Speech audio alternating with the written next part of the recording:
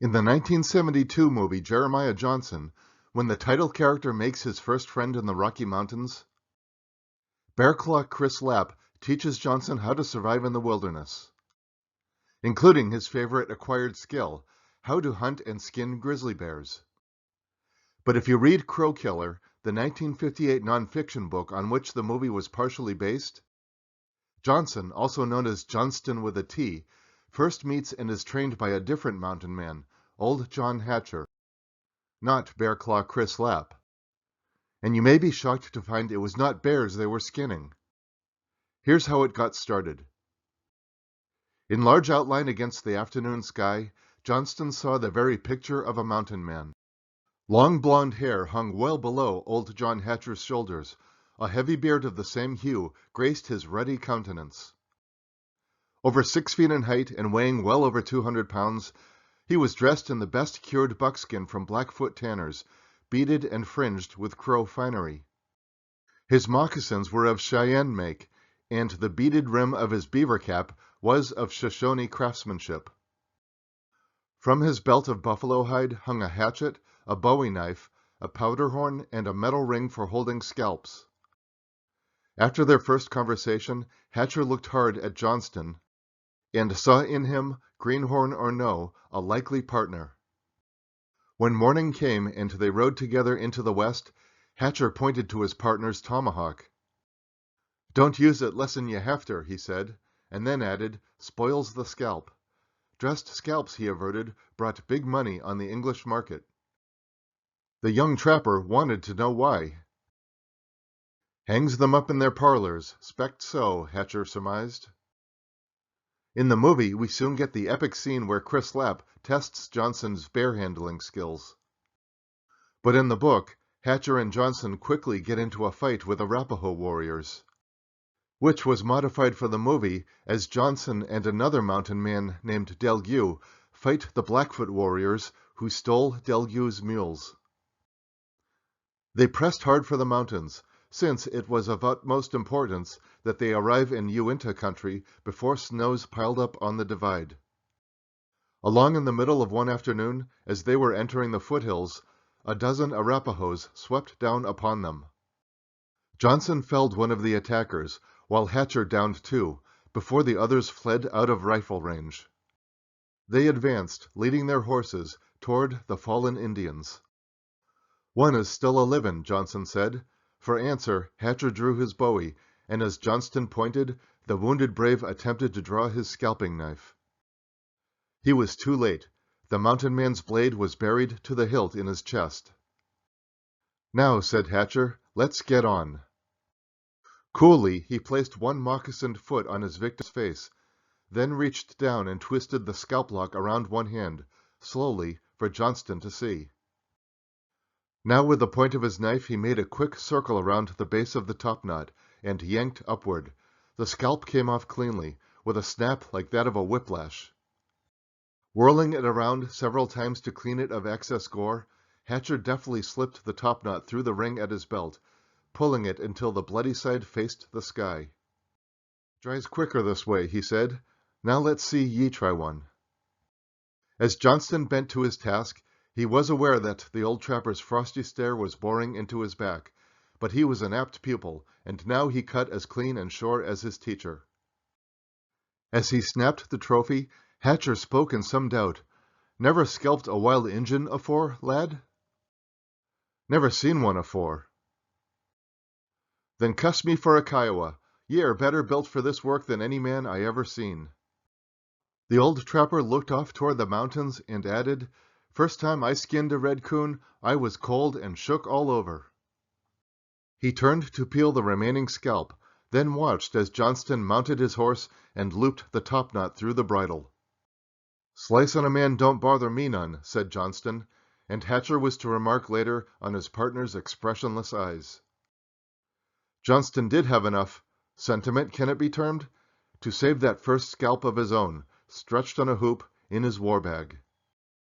He identified it for White Eye Anderson in 1871. White Eye later commented, of all the hundreds of scalps he took, this was the only one that he kept with him. Hundreds? That seems like a lot, but whatever the real number, Johnson was off to a grim start. In case you have your doubts, the chapter we've been reading from is titled The Hair Merchants.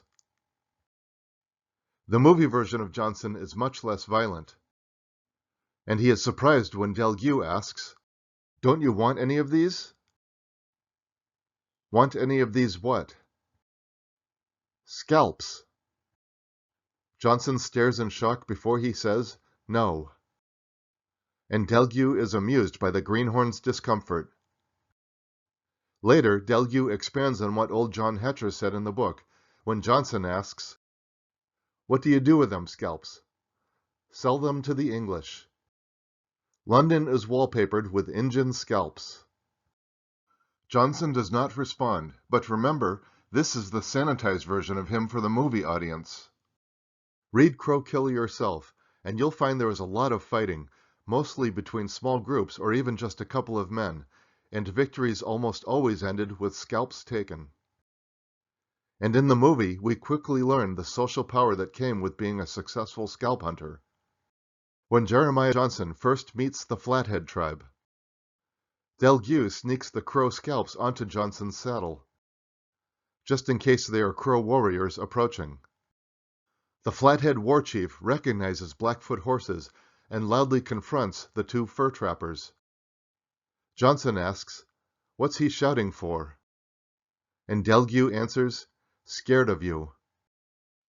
Finding the Blackfoot scalps only increases Johnson's frightening reputation.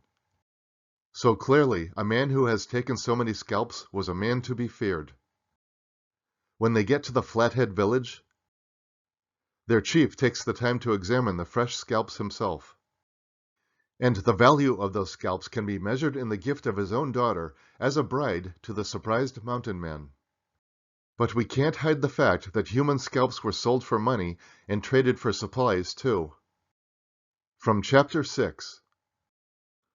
When, at long intervals, the Crow killer Johnson came into such outlying posts as Fort Laramie, the womenfolk of soldiers and settlers closed their shutters and peered through the cracks at the dreaded solitaire who strode by with scalps dangling from his belt. When Johnson came to the post to trade, he brought Crow scalps and finery, and the furs he brought were of such quality that traders vied for their purchase.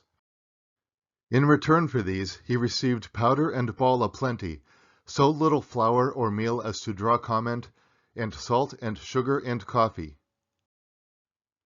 One of the biggest harvests of scalps happened after the Flathead tribe took revenge for the killing of Jeremiah Johnson's wife, by ambushing a group of Crow warriors who came to trade horses, with the woman's killers among them, which we talked about in the most popular video on this channel. And surprisingly, the Flatheads gifted Jeremiah Johnson the scalps for the loss of his wife. 36 scalps were like money in the bank, and liver-eating Johnson was a thrifty man, with no merely conventional vices. Though he gave Dell 200 pounds of coffee and sugar and salt and dried fish. His expenditures from his new capital came to no more than 11 scalps, spent at Bridger's trading post, with supplies possibly purchased from the ancestor of this gentleman. And so we've seen how scalps were taken for glory as well as for trade. One of the best descriptions I've seen of the reason for scalping fallen enemies was said in the 1936 film version of The Last of the Mohicans, when British Major Hayward takes offense to seeing his new Native American allies cutting scalps from the Huron warriors they had just beaten. And American frontiersman Hawkeye tells him, "Scalps to the Indians, Major, are like your medals and gotten by the same means." Killing. Thank you for watching, and watch your top knot. Please like this video and see links in the description below to watch Jeremiah Johnson and read Crow Killer, the saga of liver-eating Johnson.